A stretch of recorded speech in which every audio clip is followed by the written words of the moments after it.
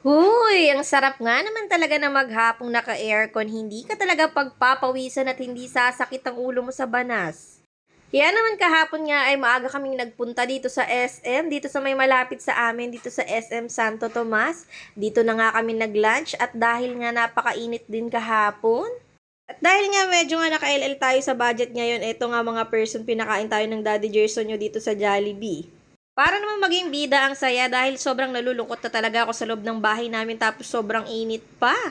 Eto nga, Ate Chelsea nyo nga, ang request niya nga itong nuggets nila. At ngayon nga lang daw niya ito matitikman. Kaya naman, ayan mga person, papakita ni Ate Chelsea nyo kung gaano kasarap itong nuggets ng Jollibee. Baka naman, Jollibee, kunin mo na to si Ate Chelsea nyo. Endorse niya na ang nuggets mo. Heto nga pala ang in-order ko, yung may kasama ng palabok at chicken joy dahil nagkikrave na talaga ako dito sa palabok nila dahil napakasarap naman talaga. Natapos na nga rin agad kaming kumain at nag-ikot-ikot na rin kami dito sa SM. Medyo tatambay pa nga muna sana kami ng matagal doon sa Jollibee kaya lang marami nang nakaabang doon sa pwesto namin.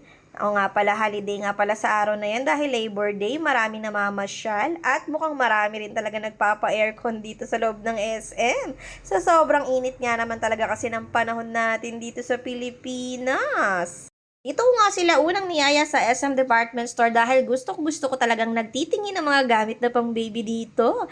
Akala mo talaga ay first baby ko ito, no? Talagang sabik na sabik ako sa mga gamit ng pang baby. Ito nga agad ang mabungad sa amin, itong mga gamit ng pang baby talaga namang napakagaganda ng stroller nila at quality pa at nakasale din. Kaya lang sa ngayon nga ay wala pa rin tayong budget para dyan. Kaya naman tingin-tingin na lang muna tayo at maghanap-hanap na lang muna ako sa online ng medyo mura at affordable. Lalo na nga itong crib nito. Ang cute oh. Sakto talaga pang asar. Kulay pink. Talagang gustong gusto ko yan. Kaya lang sobra naman ang price niya. Hindi ko afford. Kaya naman magtitingin-tingin na lang ako sa online at maghahanap-hanap ng affordable na para sa crib ni baby. Nagtingin-tingin na rin ako ng mga cute na damit na pang baby dito. Tingnan nyo naman, marami ka na rin talagang pagpipilian. Pero tingin-tingin nga lang ako mga person dahil marami na rin naman akong naipon na damit ni baby na pinag-order ko sa online.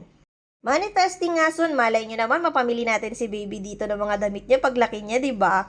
Ngayon nga baby, habang nasa tummy ka pa ay magtitingin-tingin na lang muna tayo dito ng mga damit at napaka-cute talaga. O tingnan nyo naman mga person, ang gaganda.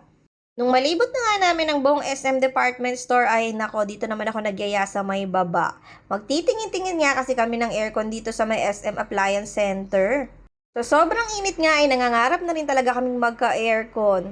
Kaya naman tingin-tingin muna tayo ng presyo dito kung afford nga nating magka-aircon. Pagkapasok nga namin dito ay grabe bumungad sa amin itong napakalaking TV na to. Grabe may ganito pala talaga kalaki. Tingnan nyo mga person, no, parang sinian na. Pagkakatanda ko nga parang nasa 98 inches itong TV na to. Grabe ngayon lang ako nakakita ng ganito kalaki. Dito nga sa may bandang kaduluduluhan yung mga aircons at mga person, grabe, dinadagsa talaga yung bilihan ng aircon kaya naman hindi kami makasingit doon. Nahiya naman kami mag-inquire dahil hindi pa naman kami bibili kaya naman sabi namin ay next time na nga lang tayo magtanong kapag may pambili na tayo. Grabe, ang dami talagang bumibili ng aircon ngayon sa sobrang init naman talaga ng panahon. Hindi ka naman talaga kasi talaga makakatulog ng ayos sa sobrang lagkit ng pakiramdam. Napagod na nga ako kakaikot kaya naman naupo na muna ako dito sa may pag-rest dito. Nakita ko naman na marami namang nakaupo dito. Si Ate Chelsea nga ay napabili nitong ice cream dahil gusto niya nga raw itong matikman. Maliit na nga lang ang pinabili ko sa kanya dahil nga baka hindi naman niya maubos dahil konti lang naman kumain itong batang ito. Gusto lang naman ito lagi makatikim-tikim. Hindi pa naman ako pwede ng sobra sa masyadong matamis. Remember, magsi-CS pa tayo. Baka tumaas na naman ang sugar level natin. Lagot tayo nito. Kaya naman patikim-tikim na lang din ako dito sa Ate Chelsea nyo. Habang nakaupo nga kami dito sa may pag-grass-grass ay meron pang pa-music dito. Talaga namang napakagaling ng mga kumakanta kaya naman nag-enjoy din kaming manood at makinig. Kaya nga lang parang napansin na siguro ng mga guard na dumadami na ngayon nakaupo dito. Ay ang ganda naman kasi ng boses nung nakanta. Kaya naman pinatayo na kami at bawal na nga daw maupo doon. Kaya naman nagpunta na lang kami dito sa may cinema. Sabi ko hindi pa nga kami nakakapasok dito at magtingin-tingin kami baka may magustuhan kaming panoorin. Para naman dito na kami magre-relax sa loob ng sinihan. Pagkapasok nga namin dito ay itong Daddy Jersey nyo ay napahilata na dito sa may sopa at napasarap na naman niya ang higa niya. Sabi ko nga ay bumangon siya baka paalisin naman tayo dito. Tingnan nyo naman ang buntis, relax na relax din, nakakapagod din naman kasing mag-ikot-ikot. Pero sulit naman din dahil naka-aircon ka maghapon dito sa SM, libre pa.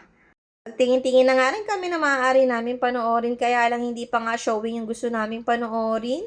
Kaya naman hindi na lang kami nanood at nag-ikot-ikot na nga lang ulit kami dito.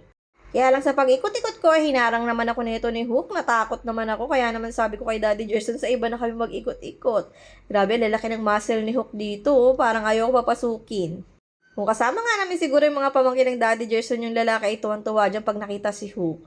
Ito nga pala yung gusto namin panoorin, kaya lang sa May 8 pa pala ang showing nito. Kaya naman hindi na kami nanood, pakatipid pa kami. Ayan, lumabas na lang muna kami dito sa may sinehan at mag-ikot-ikot na lang kami sa ibang area. So hanggang dito na lamang muna mga person ng ating mini vlog. Thank you for watching, babu!